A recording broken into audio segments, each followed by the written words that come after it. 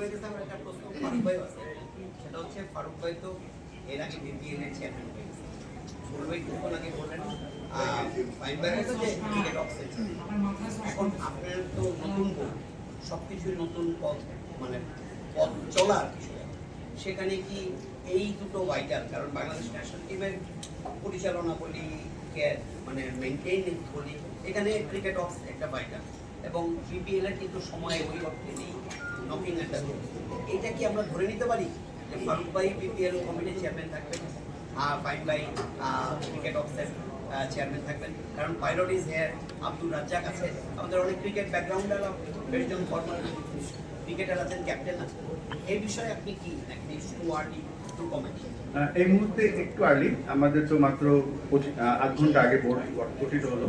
তো আমরা কালকে বোর্ড মিটিংটা দেখেছি, এই বিভিন্ন পদবি, আমাদের যে 21টা ডিপার্টমেন্ট আছে, 21টা ডিপার্টমেন্ট আমরা কিভাবে আমরা দায়িত্বগুলো দেব, 23টা ডিপার্টমেন্ট আছে, 23টা ডিপার্টমেন্ট আমরা কিভাবে দায়িত্ব দেবো সেটা আমরা আজকে রাতে কিছু প্ল্যান করবো, কালকে আমাদের বোর্ড মিটিংয়ে আমরা সেটা আলোচনা করবো। তবে এখানে গুরুত্বপূর্ণ একটা ব্যাপার হচ্ছে যে এখানে যে আমাদের এই বোর্ডটা একেবারে নতুন, আজকেই জন্মগ্রহণ করলো বলতে পারেন।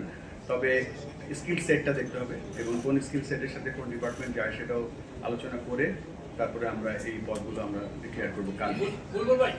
একটা প্রশ্ন ছিল, সেটা আপনি গতকালকেও দিয়েছেন, যেটা ছিল আগের বোর্ডের লাস্ট কর্মদিবসে, আজকে নতুন বোর্ডের প্রথম কর্মদিবস ছিল যে এই নির্বাচন নিয়ে ঢাকা ক্লাবগুলি একটু অংশ আমাদের বর্জনের হুমকি দিয়েছে।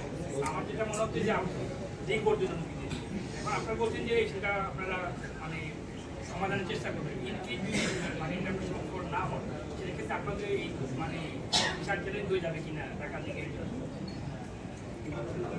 এখন তো না, আর এখানে তো ক্লাব তো আমাদের একটা গুরুত্বপূর্ণ অংশীদার এই ক্রিকেট উন্নয়নের জন্য।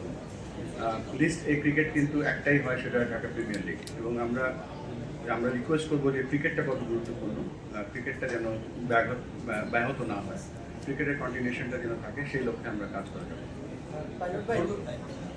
আমার একটা অন্য টাইপের প্রশ্ন, সেটা হচ্ছে বাংলাদেশের sports journalist, I would say cricket reporter, stake holder, হয়তো তারা বোর্ডে আসতে পারে না, আসার কোনো মানে সম্ভাবনা থাকে না। Please don't take it personal, but অনেক সময় লিখতে গিয়ে কেউ আপনার পক্ষে লিখবে, কেউ বিপক্ষে।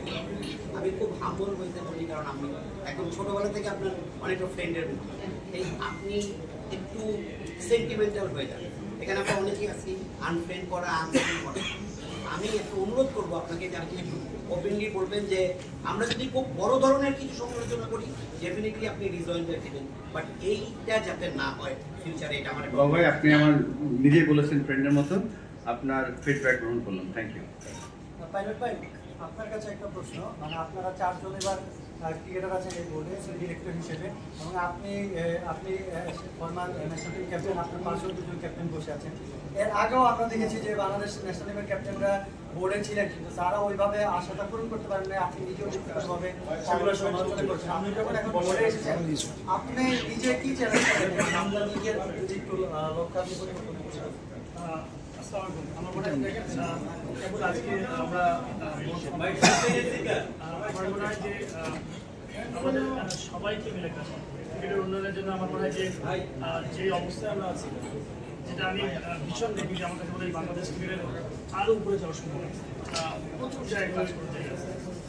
যতটুকু ব্রেন আছে, যতটুকু আইডিয়া আছে, আমাদের প্রেসিডেন্ট মহোদয় আছে, আমরা চেষ্টা করবো যে সবাই মিলে টিম হিসেবে কীভাবে একটা সুন্দর টিম বানায়, সবাই মিলে যেন আমরা ভালো একটা ক্রিকেট অবকাঠামো করতে পারি, ক্রিকেট উন্নয়ন করতে পারি, মাঠের পারফরমেন্স করতে পারি, কী করে মাঠ বাড়াতে পারি, কী করে বিভিন্ন টুর্নামেন্ট আয়োজন করতে পারি।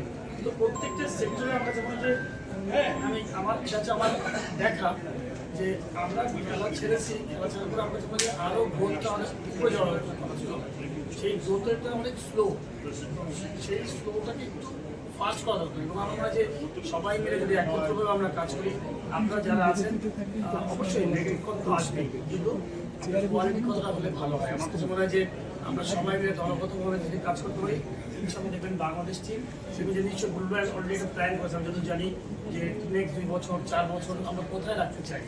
বিগত দিনগুলো ট্রেন আমি স্টেশন চলে আসছি, ওই পিছন দিকে না থাকে আমরা সামনের দিকে কি করতে পারি সেটা চিন্তা